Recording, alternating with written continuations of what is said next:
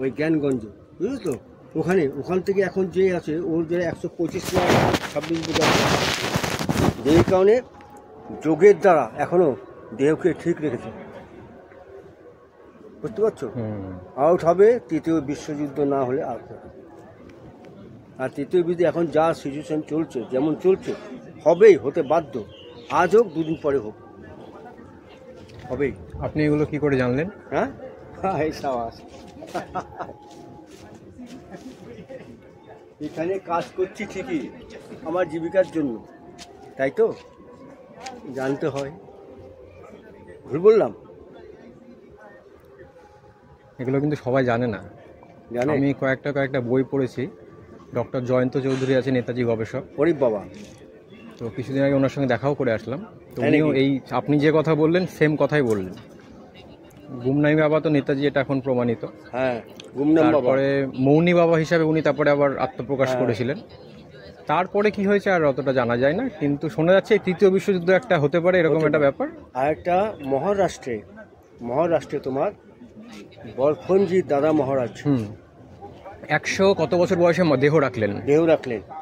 উনি ভবিষ্যৎবাণী করে গেছে একদম সবাইকে, অলরেডি সবাইকে, সমস্ত মিনিস্টার লেভেল সবাইকে জানিয়ে দিয়েছে, তোমরা যতই যা করো, কমিশন করো, যাই করো, এটা বলেছে সুভাষ বোস জীবিত, সুভাষ বোস জীবিত জীবিত জীবিত। আমি বলেছি আবার দীর্ঘদিনের সাধনার দ্বারা তোমরা কিছু করতে পারবে না। বলছে পৃথিবীর সমস্ত বড় বড় রাষ্ট্রনায়করা সবাই জানে, বুঝতে পারছো? সবাই জানে যে সুভাষ বোস জীবিত। সুভাষ এত বোকা নয়, যেই কারণে ওই মৃত্যু ঘটনাকে কেন্দ্র করে গিয়ে সাইড দেবে। এটা ঠিক। প্লেন ক্র্যাশের ঘটনাটা একটা ছিল, জাল রচনা করে উনি চলে গেছিলেন। মানে এখন তোমার আসলে আমাদের ভারতের লোকরা তো ঠিক নেই, তার পিছনে ধরে যাবে। যেই কারণে সুভাষ বোস যখন ছিল তখন তোমার আগের থেকেই তোমার সাধনা করতে, হিমালয়ে স্বামী বিবেকানন্দের কাছ থেকে সেরকম নিয়ে সে সাধনা যোগী পুরুষ মতো হয়ে গেছে।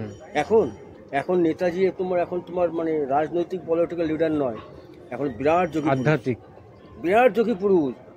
মানে তার ইচ্ছাতে, একটা কথা বলছি তোমাকে, এটা জেনে রাখো, তার ইচ্ছাতে এই যে সূর্যচন্দ্র গ্রহ নক্ষত্র, গ্রহ নক্ষত্রগুলো তোমার কক্ষপথ হয়,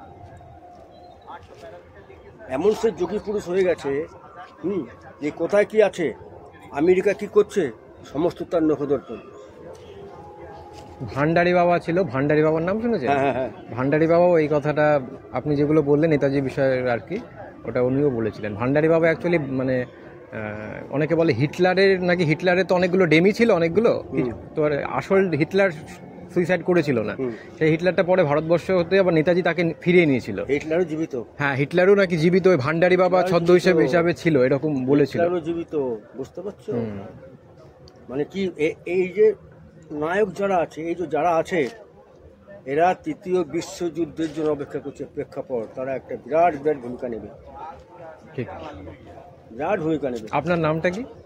আমার নাম তারক চক্রবর্তী। আপনার বাড়ি কি এইদিকে? তালবাগিচা। ভালো লাগলো আপনি এইগুলো বললেন, কারণ এইগুলো সবাই যতটা জানে না, সবার কাছে বলা যায় না, বুঝতে পারছো? সবাই তো মেনে নেবে কি? সবাই মেনে নেবে। এখনো আমাদের মধ্যে আছে সুভাষ বোস, কথা বলে না সুভাষ বোস চলে গেছে। ভারতবর্ষের আধ্যাত্মিক ইতিহাসে লোকনাথ ব্রহ্মচারীর নাম শুনেছ? 150 বছর বেঁচেছিলেন। 150 বছর বেঁচেছিল। সেই দুই বেঁচে থাকতে পারে, তাই সুভাষ বোসের কাছে যোগী পুরুষ কিছুই না, কিছুই না। আমাদেরকে এইসব দিয়ে মানে সমস্ত যুবক সমাজটাকে এরা কফিন টফিন দিয়ে, ড্রাগ নেশা দিয়ে যারা বিপ্লব করতে না পারে, এই অবস্থা দিয়ে তারা ম্যাস্ট করছে।